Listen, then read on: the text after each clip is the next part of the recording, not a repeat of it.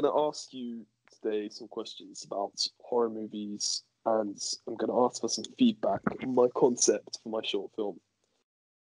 So, first of all, why do you think people enjoy watching horror movies?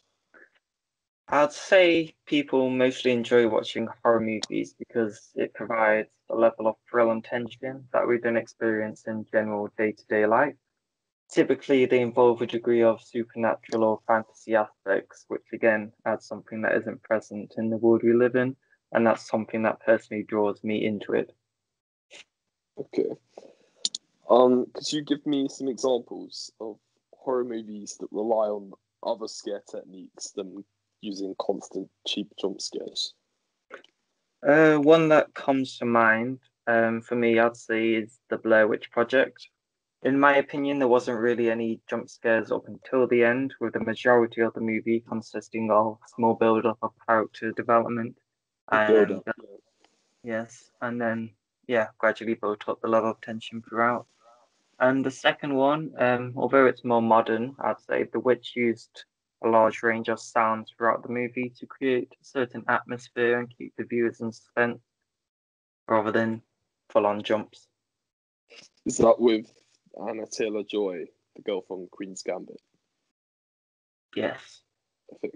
Yeah, I liked that movie.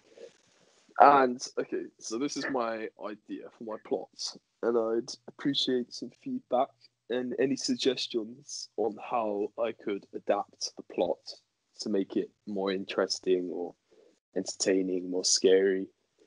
So my idea is that we follow this young girl or young woman going home from work, and she has an increased level of paranoia as she's walking home with the feeling that someone's following her.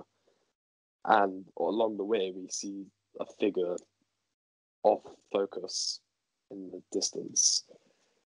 And then when she gets home, she is then presented with the fight or flight of she's face to face with this figure. You don't actually know whether it's a person, like it could be a monster, a ghost. It's not actually going to be revealed to the audience. So it's going to be up to your imagination of what it is. And she's going to be presented with whether she runs or whether she fights and tries to save herself. Oh, so could you Well, give I'd me say some... it's good in that people would be able to relate to it, as in their journeys on the streets, because people do get paranoid about whether people are following them. So it's something people would be able to relate to in that sense, which could add more fear into it for the people watching. But yeah. Yeah, a relatable fear. So, do you have any suggestions on how I could adapt or change the plots to make it more interesting, scary? I think keeping it how it is quite realistic, but you could also add certain things to create more of an atmosphere so people are more familiar with what's going on, as in maybe adding missing children posters on lampposts and stuff so the viewers know that something's going around happening, something like that. Yeah, that's a good idea, actually. I'm going to write that down.